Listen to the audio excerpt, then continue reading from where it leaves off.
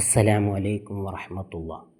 ഇമാം തുർമുദി റളിയല്ലാഹു അൻഹു ലോക പ്രശസ്ത ഹദീസ് പണ്ഡിതനും സൂഫി വര്യനുമാണ്.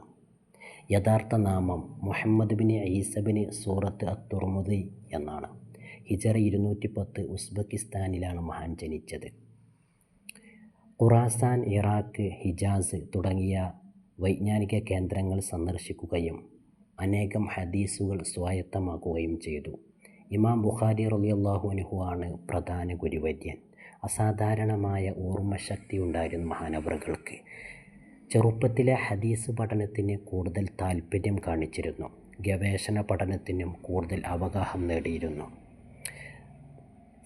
അനേകം ഹദീസുകൾ റിപ്പോർട്ട് ചെയ്ത മഹാനാണ് ഇമാം തുർമുദി റളിയല്ലാഹു അൻഹു. ജീവിതം കൊണ്ട് വിശുദ്ധി തെളിയിച്ച മഹാനാണ്. ഹിജറ 729 റജബ് മാസത്തിലാണ് മഹാൻ വഫാത്താവുന്നത്.